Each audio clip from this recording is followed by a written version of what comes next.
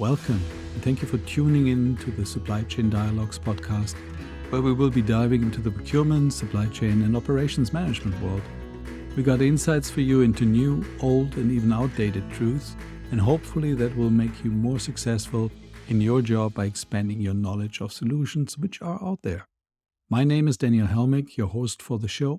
I ran supply chains, procurements, and operations globally in 5 industries for more years than I care to remember. And I'm Amy, the AI-generated co-host voice of the show. I will ask the questions and provide from time to time facts and figures provided from my other AI siblings. Thank you, Amy, and let's dive into the show. This episode is called Significantly Optimizing Cash Flow by Changing the Focus. It is the first part of what was a blog mini-series on cash flow optimization. In the series, we capture 3 major improvement areas in the value chain space: inventory, days payable outstanding, and days sales outstanding. Or in other words, cash that you squirreled away in stuff you keep on your shop floor or warehouses, cash that you graciously lend to your suppliers, and cash that you, due to whatever the reason, lend to your customers who has now your product or service and owes you the money for it. More on this in our last podcast in the mini-series.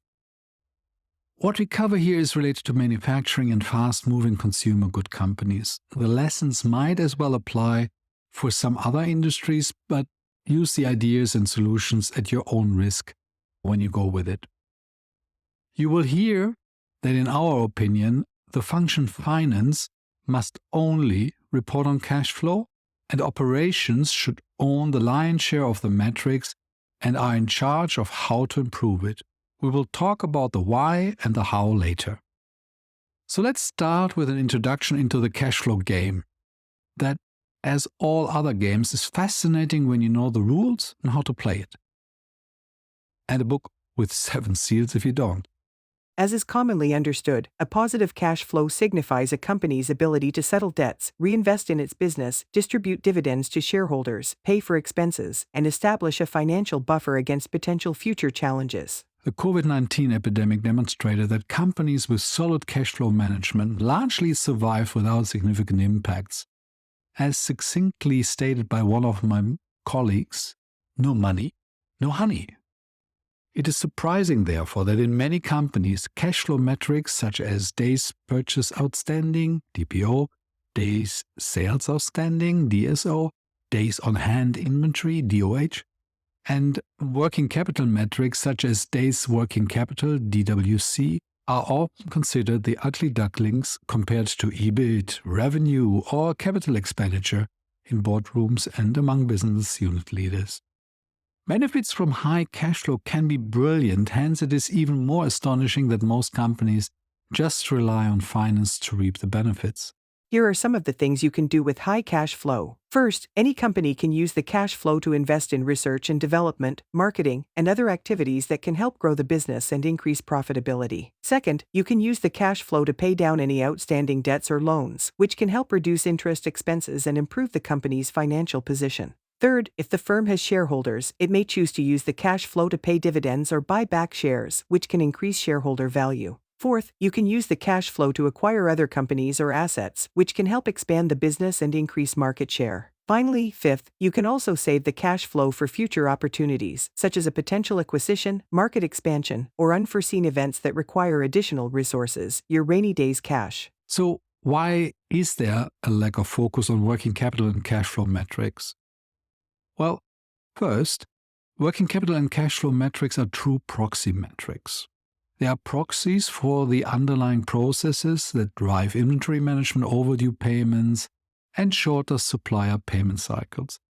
Boardroom-triggered actions like, let's reduce inventory fast, let's do a cash run on overdues, etc., only address the symptoms rather than the root causes and thus have limited sustainable impact. Second, the financial term cash flow and working capitals are often attributed solely to finance. However, managing these metrics at the core requires the business functions of sales, procurement, and supply chain/manufacturing, in short, business or operations. CEOs and CFOs that rely solely on short-term financial tools administered by the treasury or real estate functions, miss the opportunity to drive process changes that can significantly impact working capital and cash flow. Firms that excel in managing their cash flow and working capital focus on these metrics to drive growth and profitability and increase their market capitalization and resilience in dealing with banks and markets. Working capital that you find in each balance statement represents the difference between current assets and current liabilities, and it's a snapshot of the company's financial health. Current assets typically include cash, marketable securities, receivables, and inventory. Cash flow is in this context a lagging KPI.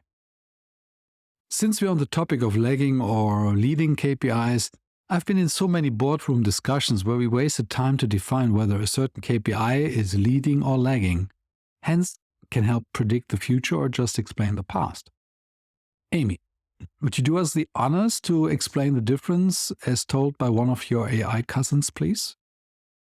A leading KPI is a metric that helps predict future performance and success. It is an indicator that measures an activity or behavior that drives a desired outcome. For example, if an e-commerce company is looking to increase sales, a leading KPI could be the number of website visitors or the conversion rate of those visitors to customers. These metrics can indicate how well the company is likely to perform in the future. On the other hand, a lagging KPI is a metric that measures past performance. It is an indicator that measures the results of activities or behaviors that have already occurred. For example, if the same e-commerce company wants to measure its sales performance, a lagging KPI could be the total revenue generated in a specific period. Thank you, Amy.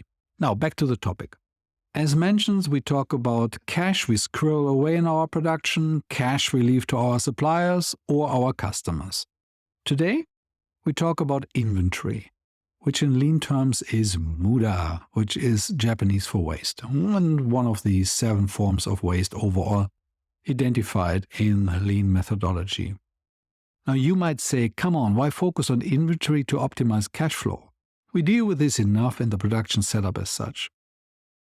Now, for 40 plus years, any lean company regards inventory as one of the 7 lean wastes, which is called muda in Japanese. In a human context, it is the body fat and the opposite of agile and lean. Inventory consists of buffers in the sell process, which would be called then finished goods, the making process, which would be called work in progress, and the buy process, which is raw materials. An efficient order-to-cash process should be void of any buffers. There is even a negative cash conversion cycle, whether you believe it or not. And cash conversion cycle has this wonderful abbreviation CCC, which is, in this context, something actually very positive. It consists of near to zero inventory, while customers pay before the business pays the suppliers. Negative CCC is more common in project business, like for example design to order or engineer to order, than in normal production processes, which would be then the configure to order or make to stock. Still, even a negative CCC has room for improvement. Every further increase in milestones or prepayments leads to higher cash flow. The simple questions that we always ask at some point in time in the podcast will help you to understand whether you have an opportunity around inventory in your supply chain at home. So here's the list of questions. In your head, try to answer them with yes or no. Do you have any cash conversion cycle metrics linked to the compensation of management or sales boni? There is this nice saying, what you incentivize is what you get. While this saying is not true in all business settings, you cannot incentivize everything. But when it comes to sales or senior management, incentivization does the trick in most cases. It's a powerful tool and should be kept sharp and be re-evaluated all the time. We argue in this podcast that cash flow takes the whole village rather than just the finance folks. Incentivizing all board members equally on improving cash flow or CCC is over time a great measure to improve company health. Do you have inventory turn targets for your company or at least operations? I was always amazed how many C-suite people were not able to use inventory turns as one metric to run the company. So here, a short excursion. Inventory turnover, also known as stock turnover or inventory turnover ratio, is a measure of how efficiently a company is managing its inventory. It is calculated by dividing the cost of goods sold, COGS, by the average inventory for a given period. The result represents the number of times that a company's inventory is sold and replaced over the course of a year. A high inventory turnover ratio generally indicates that a company is selling its inventory quickly, which is a positive sign of efficient inventory management and as well selling. However, a high inventory turnover ratio can also indicate that the company is not carrying enough inventory to meet customer demand, which can result in lost sales or unhappy customers. Do you measure regular improvements on the management board level? Having a consistent control of your inventory gives you a feel how healthy you are. This needs to be shown by the bookkeeping function finance quarterly in the management boardroom, but not just as a number, but as a trend information in comparison to the last 1, 5, and maybe even 10 years. And here, not the absolutes, but clearly the percentages and the development. With this, you know whether your value chain is agile and lean or constipated and fat. Do you report inventory individually by raw materials, work in progress, and finished goods? So many companies who do not see inventory as a great tool to measure value chain performance just use one number to measure inventory, the number that is required to report by the bookkeeping function finance. However, this is like measuring the health of patients by taking the average temperature in a hospital. You need to measure the temperature by patient because it will give you the first indication of an issue. This is the same with the different inventory categories. Each increase or decrease, like in temperature, of raw materials, work in progress, or finished goods can be a symptom. While small changes might be noise, trends or constant high levels are indication for an underlying problem that needs fixing. I'll give you just one example. Increasing work in progress might be an indication of eroding maintenance conditions of production machinery. It can be missing raw materials, even if raw materials overall may be high, but just think semiconductor shortages and you cannot produce. Quality issues detected in final inspection. I could list probably another 20 root causes for work in progress inventory increases, and can do the same with all other inventory metrics. If your manufacturing or continuous improvement staff can't, it is time for some serious training. But not in the classroom, please, but on the shop floor. Do you have a common sales and operations planning process along your value chain? Here's a hint: if you need to ask around, you can be sure you have none. Sales and operation planning is like white magic.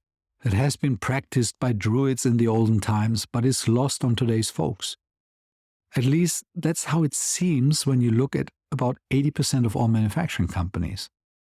I was very lucky to have had once one of these druids, a lady from Poland who was a brilliant S&OP leader, help me to see what good can look like. However, normally you do not see a good SOP process because it follows, like so many, the GIGO principle: garbage in, garbage out. There is this completely unnecessary chasm between sales and operations, which results in an unwillingness to provide proper data into the S&OP system. So, if you look out for a system to handle your sales and operation planning like SAP, Oracle, Kinaxis, JDA, or Vanguard Predictive Planning, to just name a few, first make sure that your internal teams let go of their unnecessarily diddling around with data. Or best, take the input out of the human-biased hands and let RPAs or AIs do it for them. Is 90% of your production floor space used for production instead of having inventory everywhere in the plant and outside? As a buyer, I always looked out for inventory as a symptom for much deeper ailments. In many production facilities, you could just enter a production floor, and if you could not see the wall on the other side, you know that there was an issue, which I knew I was paying dearly for in their pricing. Over time, companies got smarter. and put their materials into warehouses and hence no longer in direct control of the production supervisors and plant managers. Out of sight, out of mind, you might say. Let me keep it simple. Every square meter in a production area or piece of land a company owns should be used to create value. Value is being created by any activity that is listed along the value chain. Inventory is non-value add and hence does not belong in large quantities in production facilities or on the land you own. Either build factories or sell the land, but do not build warehouses. So some of you might say, Daniel, but what about Amazon and their warehouses? Well, in my view, you could even make the point for these mega warehousing companies like Amazon, who build warehouses to either store the stuff that producers are not able to produce just in time, and quite honestly, I wonder why not, and B, have created an addiction of immediate delivery capability, something that we got so much used to. So we do not fix the value chains of all the products we consume, but build huge inventories. In other words, instead of being agile and fast, we grow fat into our consumer goods value chain and then invest instead in faster wheelchairs. What an unsustainable waste. You do not need internal or external warehousing spaces as permanent buffers. Well, we covered this point above. Just for my fellow buyers as well as senior company executives traveling to your manufacturing plants and those of your large suppliers. If you see a shiny production facility, turn around and ask to see the warehouses. Only if there are less to none, you have a brilliant supplier or production area. If you have a lot, you will have as well an issue with your S&OP process. Do you own only minimal finished goods or raw material inventory since customers or suppliers own the inventory? Again, S&OP and the integration of the extended value chain. A demand signal should trigger instantly a supply signal throughout not just your production, but as well that of the suppliers, sometimes in aggregated form clearly.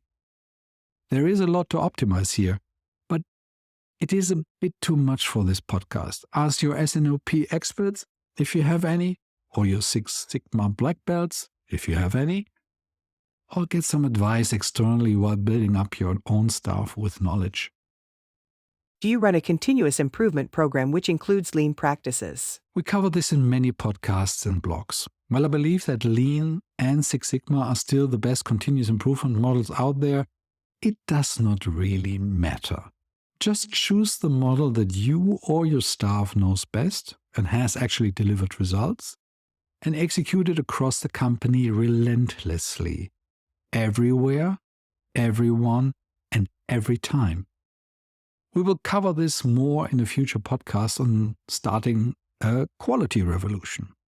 Do you regularly review obsolescence which impacts your EBIT negatively? I have seen businesses that had their own warehouses with obsolescence material that had grown to a level that they could not scrap it without having a huge negative impact on their earnings. Obsolescence is like bad cholesterol in your value chain blood. Too much, and you slowly walk towards a heart attack. Obsolescence is a clear symptom of issues with, how you might guess it, your S&OP process, quality, material planning, and many more. And it costs you dearly since it is either directly written off, provisioned as a liability in your balance sheet, or calculated as the difference between the carrying value of the goods and their net realizable value. In all cases, it is a fully avoidable expense captured in your income statement. The amount of inventory reported under sales in excess of billing is minimal. This is the Janus head twin of finished goods, also known as unearned revenue or deferred revenue. It refers to the amount of revenue that a company has recognized for goods or services that have not been delivered or performed, but where the customer has already paid for them. But careful. While the overall KPI is just fine, there are firms that use this metric to declare finished goods already as sales. If you are in operations, be aware that this is an indication that your cash conversion cycle from order to payment is not agile enough. And these were the questions. So as always, if you answered yes to most of them in your head, great. Your cash flow component inventory is fully under control. My recommendation is stop the podcast, do something else, do some push-ups or eat a donut, whatever, but better to focus on other topics. If you, however, either do not know or answered several questions with a no, you have an excellent opportunity to make your company more resilient and efficient. Now let's understand the size of the prize, and we will use, as always, some simple steps to establish a gap and a potential target. This is quite basic, so hopefully forgive me if you do the calculation as a standard anyhow. In this case, your issue is then not metric, but missing action. First, let's calculate days on hand. It is calculated by dividing the value of the inventory by the daily cost of goods sold. The result represents the number of days of sales that can be supported by the inventory on hand. If you think about it, rather simple. Inventory turnover is calculated by dividing the cost of goods sold, COGS for friends, by the average inventory for a given period. The result represents the number of times that a company's inventory is sold and replaced over the course of a year. Now, with that, think about it and set your own DHO or inventory turn targets. And here's a tip.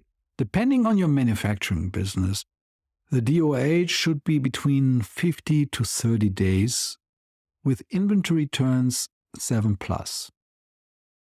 Business to consumer, so B2C businesses, should go for even higher turns. There is no real limit here. If you replenish, for example, 3 times a day, your inventory turn could be 3 times 365, which would be an inventory turn of 1,095. Now subtract your current DOH or inventory turn status from your target DOH and inventory turn, and voila, you can calculate your cash opportunity. Now, with all these difficult calculations at the end, a 50 to 20% inventory reduction in 12 months is easily obtainable in most companies. From there, with consistent focus by operations and sales working together, combined with higher competency, transparency, and cross-functional teamwork, the level of inventory reduction can go, hold your breath, as high as 50 to 70% over 3 years, with additional positive impacts on revenue and gross margin. Now let's talk not only about this wonderful opportunity, but as well how we can get it implemented. So how do we set up now a cash flow improvement project? And we follow, as always, a certain amount of cadence here. So we start with a time plan. It'll take 12 to 24 months to set it up and get it through. And that depends on the lack of focus you have so far. The sponsors should be business presidents and business unit heads in the board of directors. The lead who runs the project should be the head of operation, or when it is in one business unit, the business unit head, always instead of CFO or finance department. The project setup needs to be weekly task forces with clear objectives, monthly reporting on board level by business presidents with clear output KPIs. As we talked about, inventory trend, DOH trend, development of the 3 inventory metrics like finished goods, work in progress, and raw materials. Tracking is to be done, and now it comes, by finance and normal GAAP standards, which are the general acceptable accountable principles. We need to understand, however, that GAAP standards are good for financial reporting, but not good for value chain improvements. They are too broad. As we discussed earlier, we need to have the 3 specific inventory KPIs shown separately to know whom to incentivize or apply consequence management to, which would be then either sales, procurement, S&OP, and or manufacturing. How do we sustain success is then normally always the question that we ask here as well. And as I said before, I'm very partial to things that I've seen working over and over in my professional life, in my own companies that I had the pleasure to work in, and those of my suppliers. So therefore, my advice is become a Lean Six Sigma company with an ingrained sense of speed, develop inventory threshold KPIs. Without this, you will reinvent the wheel on something that has been proven for many decades. Today, there are fantastic companies out there that do most of the training online up to black belt level. Choose the best. They will have an ROI of the cost for the services generally in a month if you keep the focus on it. How about digitalization automation? There is a high opportunity here. Several elements we discussed already, and they have a massive impact on inventory levels. Most of them are related to managing the current systems better. Here, process mining software can help to find the gold nuggets quicker. In many companies, the sales and operation planning process and software have huge potential simply because sales and operation often are not given the right incentives to work together. Hence, each optimizes depending on their respective KPIs and bonus criteria. It is up to the management board to fuse these two at the hip regarding S&OP and set common objectives. When we look at risk, the risk is actually quite low if you go into the change process. There might be potential stock outs at the beginning when calibrating how low you can go, and that will lead to certain manufacturing bottlenecks, but it's the price to pay to improve, and you need to fail as well to improve from that. Cost. On the cost side, the overall cost is medium. Either you set up an internal task force full-time, or you employ external support. And if you take externals, ensure that they are shadowed by internal personnel to retain knowledge.